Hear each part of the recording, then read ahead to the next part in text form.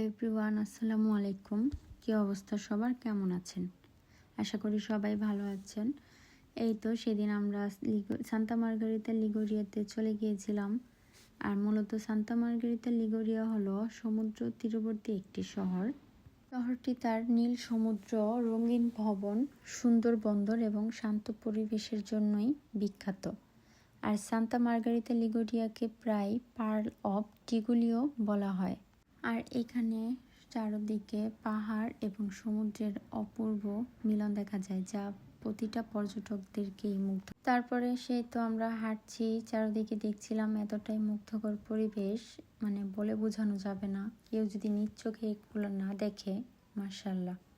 যেহেতু ওই শহরটা খুবই ছোট, তেমন একটা বড় না, আর গ্রাম অঞ্চলগুলো এরকম ছোটই হয়।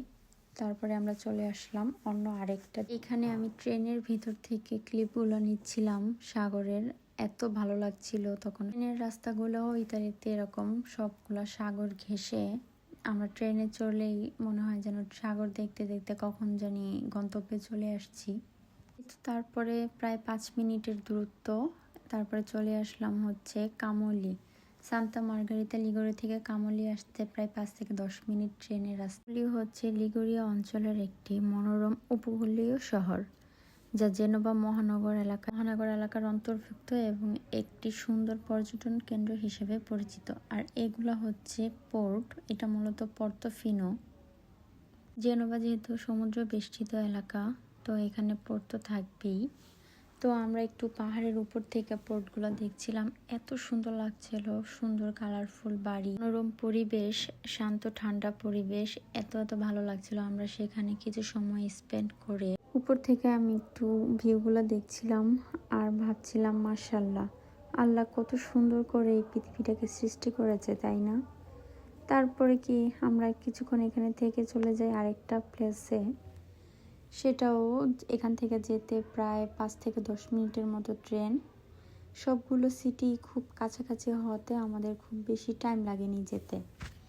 তো এই যে চলে আসলাম রেক্কো জেনোভাতে। এখানে এটাও একটা ছোট্ট শহর, তো চারদিকে পাহাড় আর সমুদ্রে বেষ্টিত ছিল।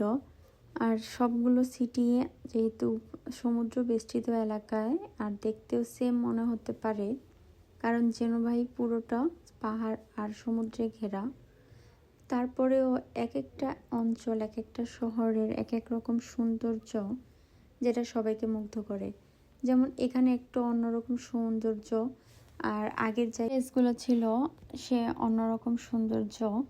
তারপরে আমরা এখানে কিছুক্ষণ ঘোরাঘুরি শেষে আমরা চলে আসি। আজকের মতো এ পর্যন্তই। সবাই আমাদের পেজটাকে একটা ফলো দিয়ে রাখবেন, আর ইউটিউব থেকে দেখে থাকলে অবশ্যই আমার চ্যানেলটা সাবস্ক্রাইব করে রাখবেন। আল্লাহ হাফেজ।